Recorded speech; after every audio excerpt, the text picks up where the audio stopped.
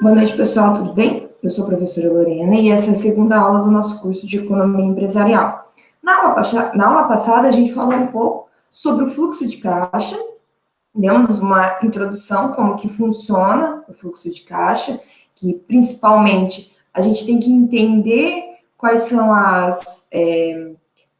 os custos fixos, os custos variáveis, como que a gente vai estar aplicando esses custos fixos e variáveis, bem como as despesas, como que a gente consegue separar isso, né, o custo fixo, o custo variável, e separar os custos das despesas da empresa. Vimos também que quando a gente for elaborar o fluxo de caixa, o primeiro ponto que a gente coloca é o investimento. Por quê? Toda empresa, para iniciar, ela vai precisar de um investimento, correto? Investimento inicial.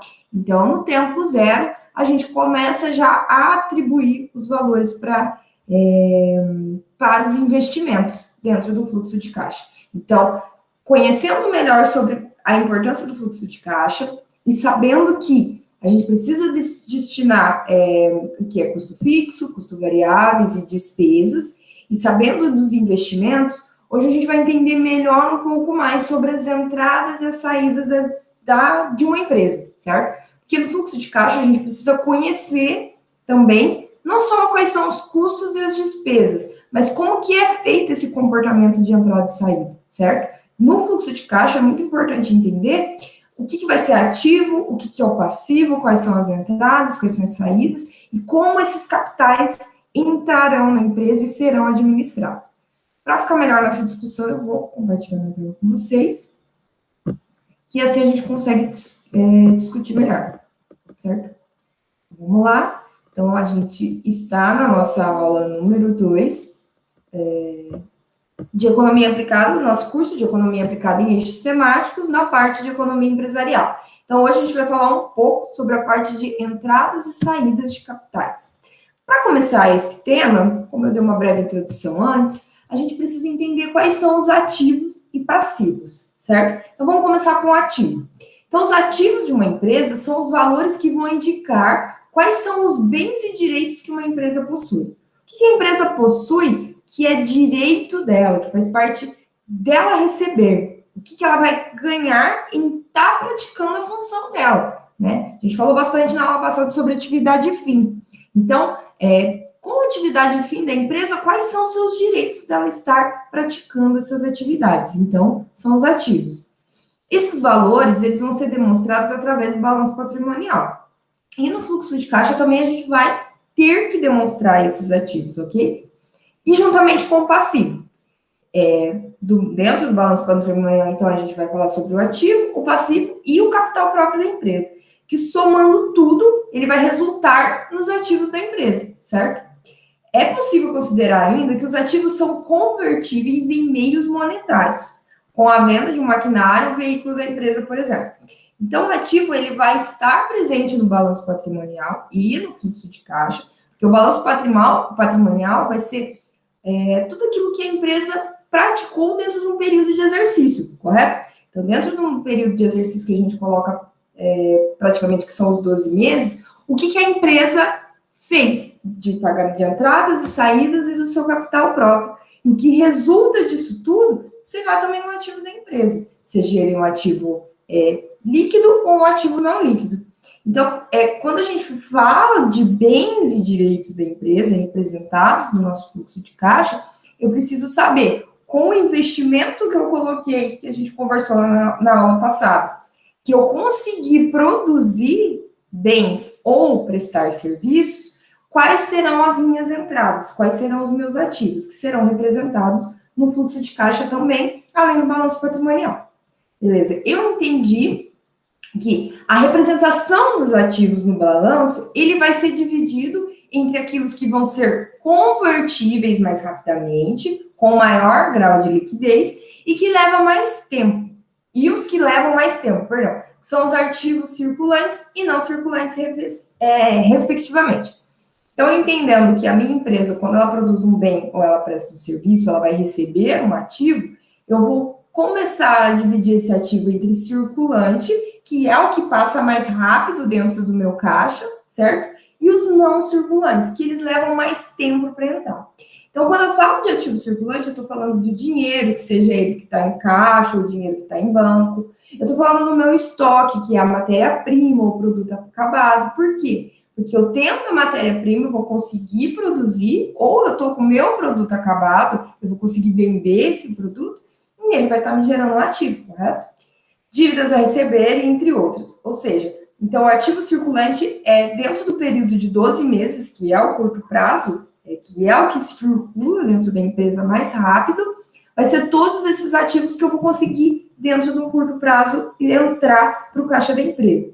Os ativos não circulantes são o de longo prazo, que são os imobilizados da empresa, que ele é um investimento que eu coloquei para estar produzindo minha atividade, então ele é um ativo.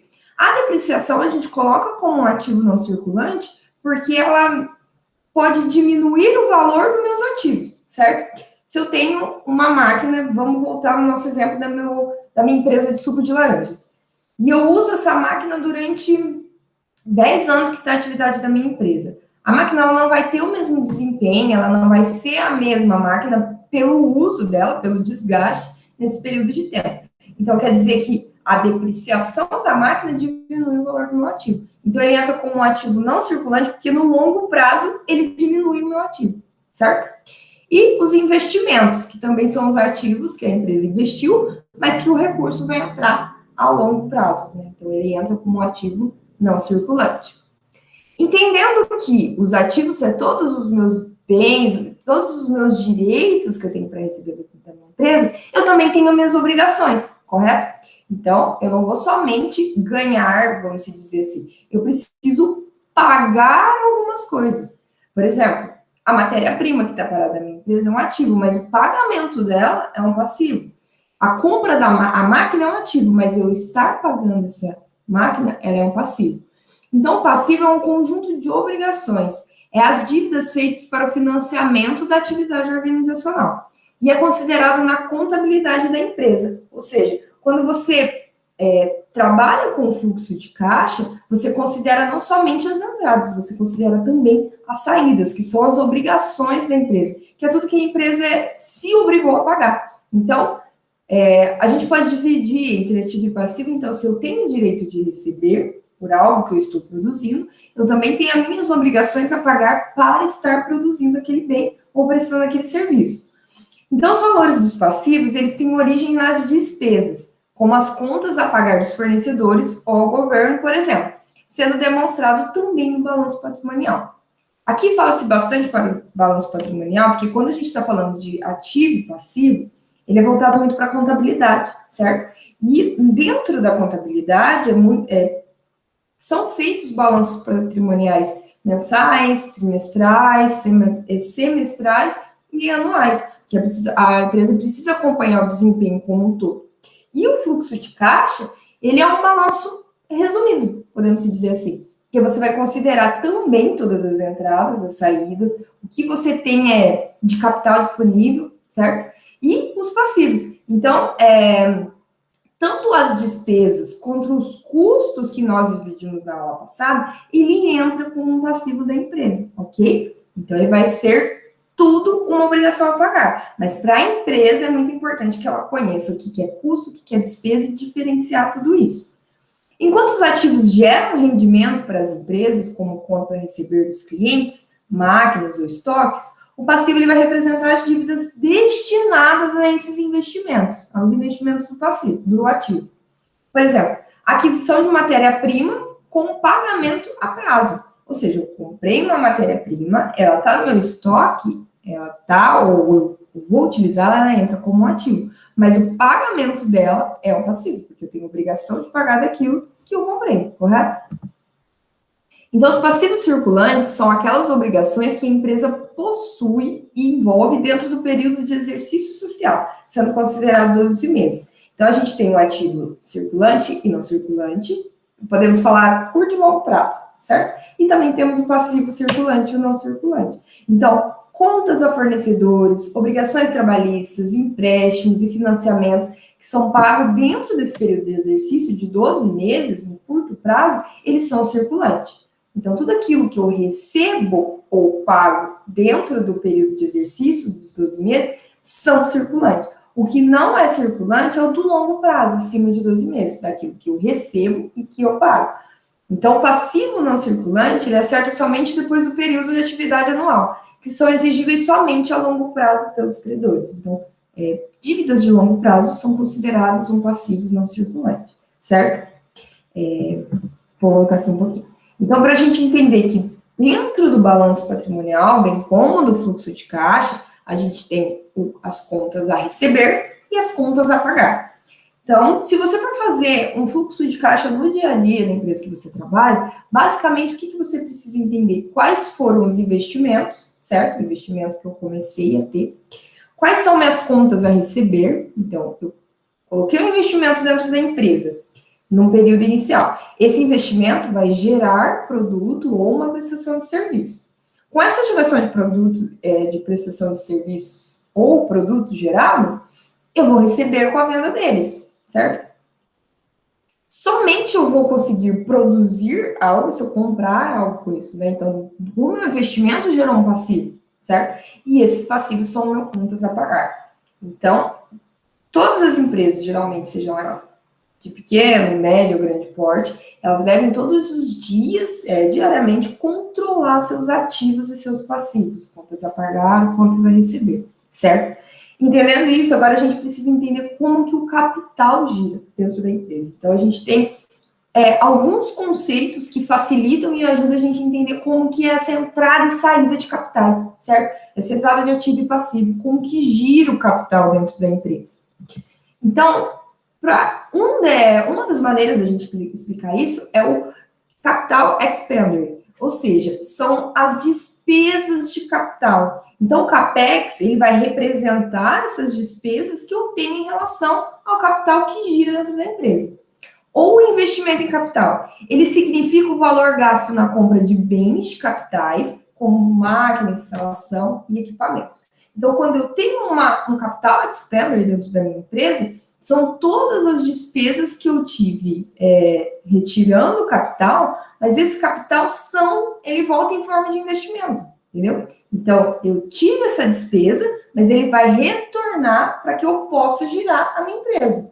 Então, são todos os gastos ocorridos com investimento em ativos, como infraestrutura, equipamentos, etc., com período de vida útil dentro do projeto analisado. Então, se você vai fazer um projeto para sua empresa ou um projeto de empresa, então todos os gastos, né, que você teve com investimento, esses gastos são considerados despesas de capital, porque você precisa fazer esse tipo de investimento para iniciar a sua atividade e para fazer que essa atividade continue funcionando. Então, máquinas, instalações, equipamentos são considerados um CAPEX, ok? Usualmente, o CAPEX é um item que compõe o investimento. Então, quando a gente viu lá no período inicial o investimento, o CAPEX está dentro do investimento. Por quê? Porque com o capital que você investiu na empresa, com o seu capital inicial, você vai comprar máquinas, equipamentos e matéria-prima. Então, isso é considerado como uma despesa de capital. Uma vez que esse tipo de gasto é necessário para que o projeto se inicie, ocorrendo antes do primeiro período, em que o projeto passa a ser efetivamente planejado. Lembra que a gente falou que o investimento é considerado um período zero? Então, antes mesmo de você efetuar a sua atividade, você precisa fazer um investimento, que considera-se um CAPEX. No entanto, é possível que o projeto prevê a necessidade de aquisição de um novo bem de capital ao longo do tempo da sua execução. Então, ao longo dos outros períodos, pós-período zero, pode haver a necessidade de ter aquisição de um novo bem. Então, o que faz com que esse gasto entre no fluxo de caixa nos períodos posteriores. Ou seja, inicialmente eu não posso não considerar o CAPEX. Por quê? Porque ele está dentro do investimento. Mas que para que a empresa continue a executar sua atividade, comprar mais matéria-prima, aprimorar seus maquinários, fazer mais investimento, ele vai entrar nos próximos períodos também, certo?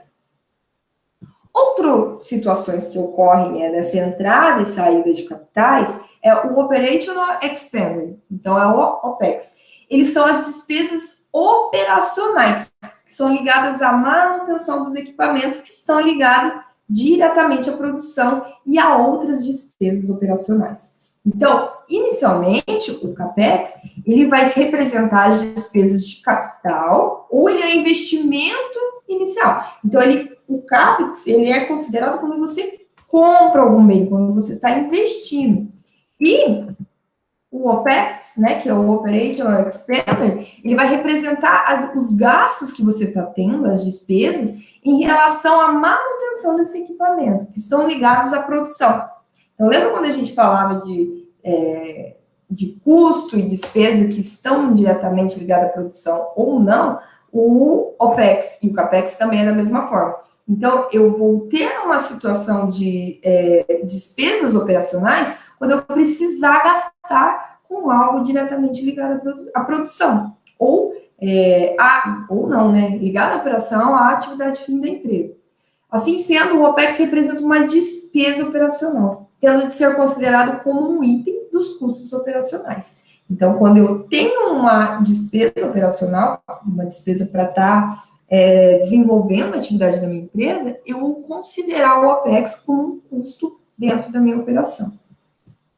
Então, para a gente conseguir entender bem como que a gente aplica essas duas situações nesse fluxo, nesse giro da minha empresa, por exemplo, dessa despesa com capital, a despesa operacional, que isso também vai fazer o fluxo, dentro do fluxo de caixa girar, a gente pode considerar, por exemplo, que uma empresa, ela considerou em adquirir um automóvel para utilizar como prospecção de clientes.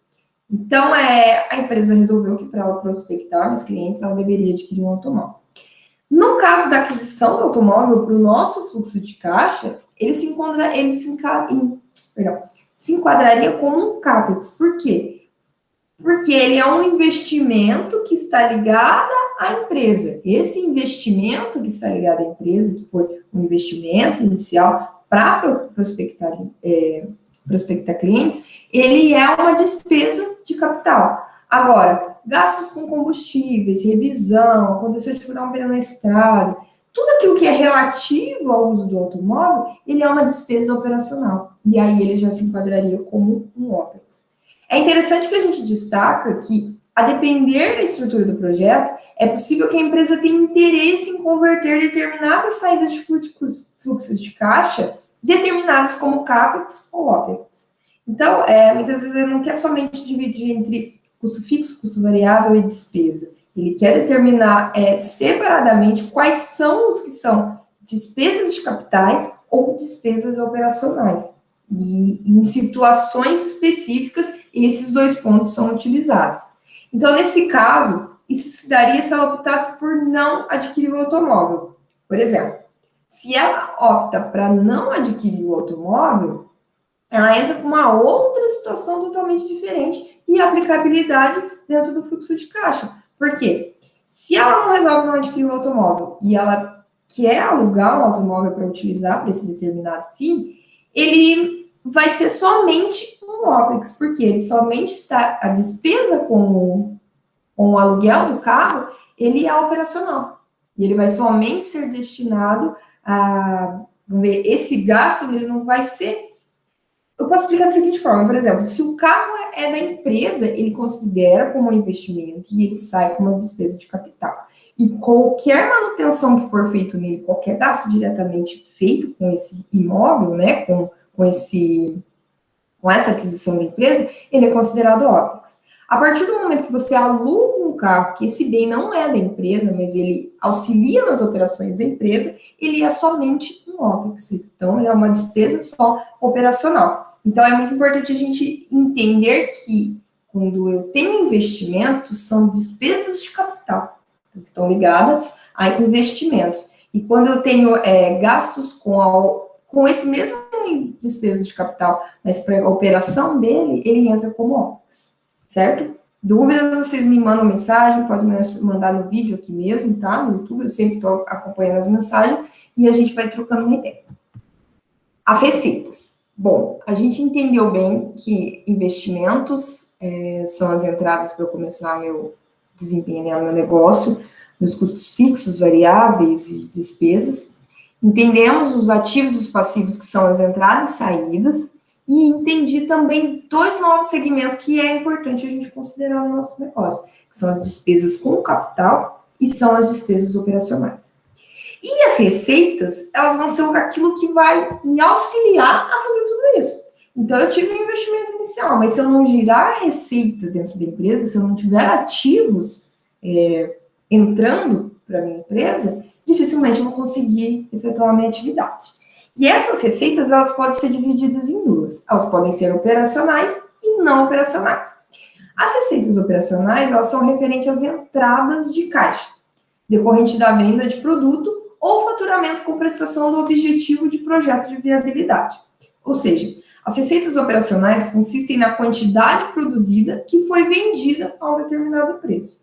Então, eu tive despesa, eu tive investimento, eu estou entendendo que esses investimentos e essas despesas geradas, ela tem que me gerar uma receita, certo? Então, tudo aquilo que eu produzi, o serviço que eu prestei, eu vou vender a um determinado preço que vai me gerar receita. Isso são as receitas operacionais. Quando eu falo de receita não operacional, são aquelas que estão relacionadas às receitas derivadas de outra atividade que não está diretamente relacionada ao objetivo do projeto, ou seja, ao objetivo fim da empresa, como a receita de aplicações no mercado financeiro, entre outros. Então, se a empresa resolve aplicar no mercado financeiro, comprar algum tipo de ação, são receitas não operacionais, porque ela não está diretamente ligada à atividade fim da empresa, entende?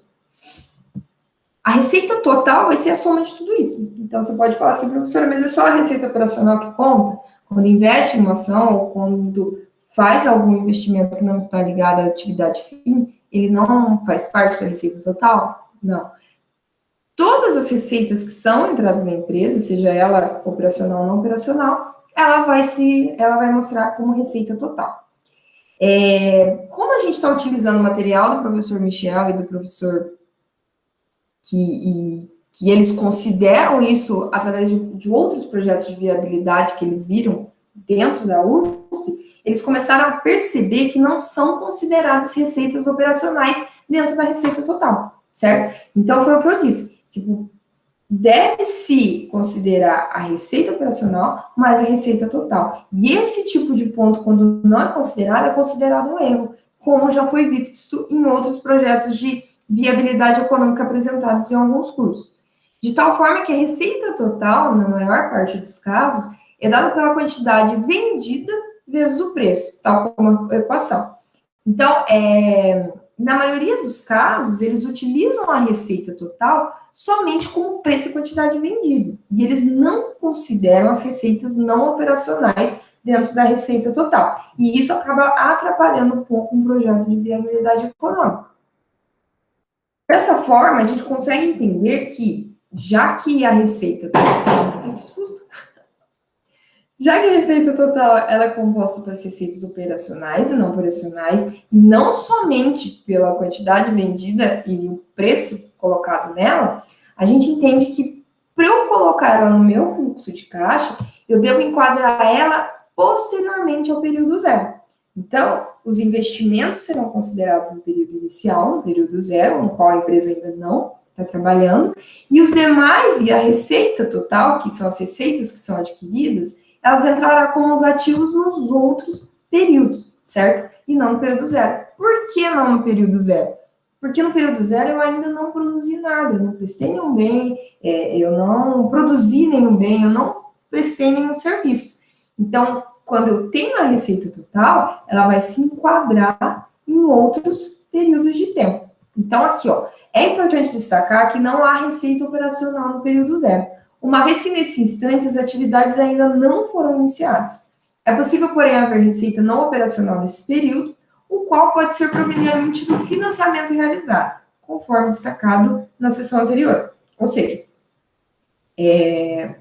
pode ter alguma receita no período zero, mas pode ser uma receita de algum investimento não operacional, certo? Então, no período zero, a empresa fez algum investimento ou entrou alguma receita que não é ligada à operação, ela pode ser colocada no período zero. Mas quando a receita total, que ela se junta com a receita operacional e não operacional, ela deve ser colocada nos outros períodos, porque no zero ainda não teve atividade nenhuma. Em muitos projetos, é difícil projetar qual será a receita operacional obtida. Ou seja, vai depender muito do investimento inicial que se teve, dos custos que vão se gerar e, em grande parte, dos fatores que determinam a receita que escapam do controle da firma. Ou seja, é muito difícil você projetar uma receita operacional. Você realmente vai fazer o cálculo em cima do investimento inicial e daquilo que você projeta vender, ou que você projeta de serviço prestar. Então, fica mais complicado por causa que pode ter no período receitas não operacionais que não estavam previstas no projeto inicial. Dependendo do projeto e da disponibilidade de informações, algumas alternativas para contornar essa dificuldade podem ser mais ou menos interessantes. Então, dependendo da situação, existem outras maneiras de você incluir essas receitas não operacionais para não ficar igual aquela situação que a gente demonstrou, de somente considerar o preço e quantidade vendida. Por exemplo, exemplos já utilizados de maneira bem sucedida em trabalhos de viabilidade econômica são analisar indicadores econômicos e sociais da região em que o projeto será implementado. Então, é possível analisar se essas receitas operacionais podem entrar na empresa através desse tipo de indicador. Indicador de desempenho do setor, você analisar o desempenho do setor em determinado período de tempo e fazer um indicador ou projetar essa receita dada esses indicadores, como venda, exportações, por exemplo, do mesmo período, do mesmo segmento, para ficar mais próximo ainda até da mesma região. Então, se você vai fazer um projeto de viabilidade que considerar, quanto mais refinado fica esse indicador, fica melhor para você colocar certinho as receitas não operacionais. Estudos especializados em projeções de demanda, análise de valores divulgados por outras empresas do mesmo setor ou do setor próximo relacionados em anos recentes, pesquisa por meio de questionário, entre outros. Então, para que consiga chegar o mais próximo possível dessas receitas totais geradas, que vão ser geradas no período de tempo, é muito importante que se projetem, faz algum tipo de indicador. Quando a gente fala dessas projeções, a gente está falando de projeto de viabilidade econômica. No dia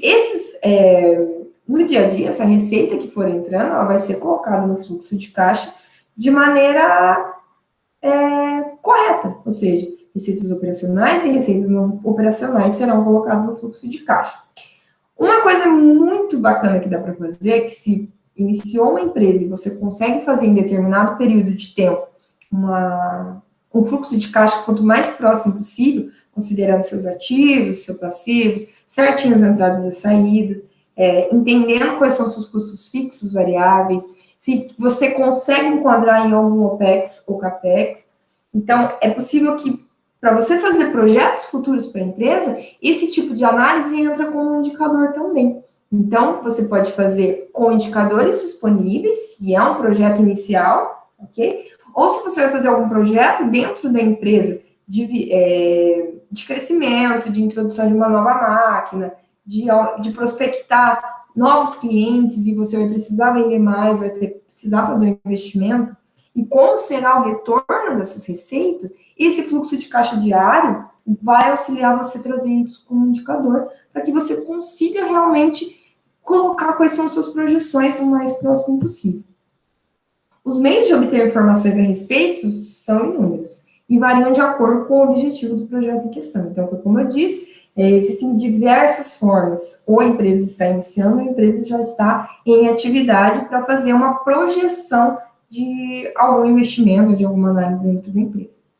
Por isso, pode ser bastante proveitoso realizar uma revisão bibliográfica para buscar trabalhos que já fizeram análise de viabilidade econômica, com temática semelhante. O mesmo para encontrar trabalhos que possam fornecer informações relevantes sobre o mercado ou atividade em questão. Então, quando você volta isso também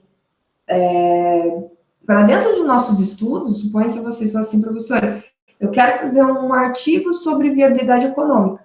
Existem diversos artigos já disponíveis, então fazer uma revisão bibliográfica, tanto para um artigo seu, ou quanto um projeto que você vai fazer, para uma empresa já em atividade, ou iniciar, revisões bibliográficas de trabalhos ou de atividades semelhantes é muito importante. Análise de caso auxilia bastante nisso. Ainda que a estimativa de demanda seja muito bem estruturada e esteja baseada em informações detalhadas e confiáveis, é preciso se ater para o fato de que ela é uma projeção e que, por isso, estará certamente sujeita a erros e imprecisões. Daí a importância de se analisar os cenários econômicos alternativos. Então, quando você faz a análise de outros cenários econômicos e de outras situações que podem acontecer, se no meio do projeto vir a ter esse erro, essa imprecisão que foi projetado, pode, com a ajuda dessas simulações de cenários que o professor Michel vai trabalhar com vocês, podem auxiliar você a melhorar o desempenho do fluxo de caixa e dessas receitas que forem planejadas, certo? Voltando com vocês aqui. Então, dessa forma, o que a gente pode levar da nossa aula de hoje? Que você entender basicamente quais são as entradas e saídas, quais são as minhas despesas com capital e quais são as minhas despesas operacionais, e saber que tudo isso vai me levar à geração de receita e como que essa receita vai ser aplicada na minha empresa. Então, quando você faz projetos de viabilidade econômica para estar desenvolvendo uma empresa, estou assustando toda hora que vocês falam, um projeto de viabilidade econômica, você consegue projetar da melhor maneira possível essas receitas. Quando a receita ela é gerada, quanto mais próxima for essa receita gerada, melhor fica o seu trabalho, melhor fica o desempenho dele, certo? E para a empresa no dia a dia, dentro do fluxo de caixa, você conhecer as entradas e as saídas no dia a dia e a geração de receita, vai fazer com você saber a liquidez do seu caixa, certo? Por exemplo, dentro do mês, quais são as receitas que você consegue gerar, o quanto que você tem que pagar dentro do mês, e com essas projeções fica mais fácil para você ter um fluxo de caixa mais líquido, para não ter aquilo que a gente comentou na aula passada de fluxo de caixa negativo. Por exemplo, se você chegar na empresa hoje e você não ter as receitas suficientes para você estar fazendo o pagamento das suas obrigações, dos seus passivos. Você vai ter que fazer outras alternativas para gerar as receitas. E isso vai muito mais a fundo, até a forma como comprar auxilia nesse projeto. Então, se você tem uma projeção de viabilidade, como as receitas estão entrando, no longo prazo você sabe como comprar, né? Então, a forma que você vende, a forma que você recebe, auxilia na forma de comprar. Certo, pessoal? Muito obrigada pela aula de hoje. Não esqueça de fazer atividade lá para que contem como presença e hora para vocês no curso, ok? E qualquer dúvida, podem me procurar. Um grande abraço e até a próxima aula.